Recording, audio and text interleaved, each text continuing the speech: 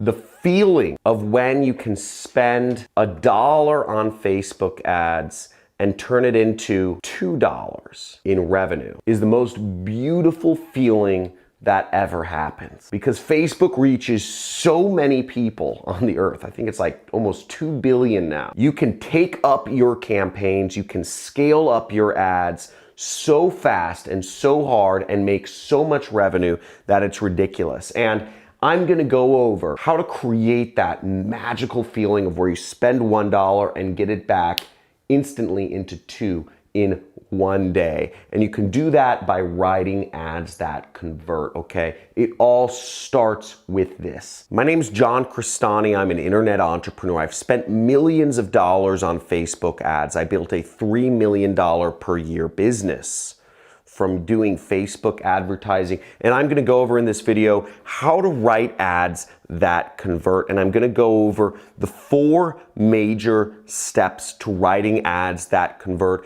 as well as a couple bonus tips to allow you to supercharge your ads and make a lot more profits for your business or your boss's business. Now let's get into it in this video. Looking forward to helping you out.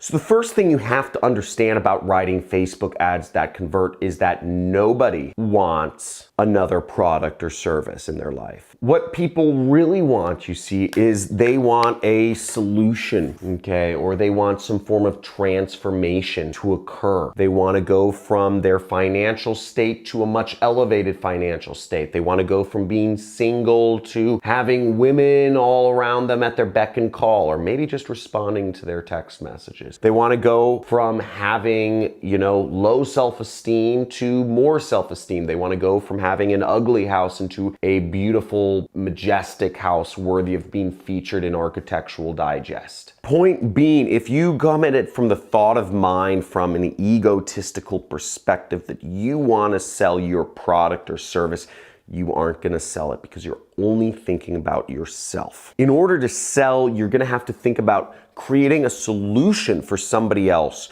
creating a transformative experience for another person. If you think about it from the perspective of your customer and write your ad from the perspective of what they want, but not what you have to offer, then you're getting somewhere. The second major element to writing ads that convert is putting in social proof. Social proof means having other external validation around your product or service that it's great. So for me, holding this marker, right? This is a great marker because it allows people, you see external validation. This is great for presentations. The strokes are thick, the strokes are solid. This is getting a little dry, but it's great and it shows up great on camera. It's better than those little Sharpies. Me using this is a form of external validation. If it's featured in the news, if it has positive customer reviews or testimonials, these are all positive elements of external validation. Celebrity endorsements, doctor endorsements, authority endorsements. These are all great stuff. Let's come to my computer and check out an example of this. Okay, so here's an example of a great Facebook ad. Look at this, the headline, 5-star review, right? A 5-star review shows that somebody bought the product, was motivated enough to leave a review, and they gave it 5 stars. So first off, just having those stars is a huge form of social proof. People love reviews. In fact, most people, the first thing they look at, you might look at an image of the product, but the second thing I look at it, I guess, is they look at the reviews. Because if a product has bad reviews, people don't want to buy it. Here's another form of social proof. They said the compliments were non-stop, okay? So this is in quotes. And whenever something is in quotes, people understand it, to believe at least, that it is somebody else talking, right? Not the person advertising themselves. So just having the quote is a form of social proof saying they loved it. They got a ton of compliments. So that's another form of social proof. And the third form of social proof here is the fact that that this looks like an actual wedding photo right here, and the bride presumably is smiling, right? And if the bride is smiling, if the customer is smiling, it says it on her face. So it shows that this was a great event. And again, this is an ad for a wedding planning event group. The third element you want to include in your ads is scarcity, or also very similar but slightly different is urgency, okay? Most people have no reason to buy your product. If it's available every day, then most people will say, I'll buy it some other time. Looks nice, maybe I'll come back to your site a little bit later. It's all right, I'll think about it. I'll talk to my husband about it, and if he likes it, maybe we'll buy it. It's much easier to not buy something, isn't it? Why would we spend money when we can put it off? So there's really no reason to buy things now unless there is. So that's why we want to use scarcity or urgency in our ads. We want to give people a reason to buy right now, to give them a fear of missing out if they don't buy right now. The tickets to the game are going to sell out. We need to buy them right now. The plane ticket prices are going up if we don't buy them this week. I've checked them 2 times.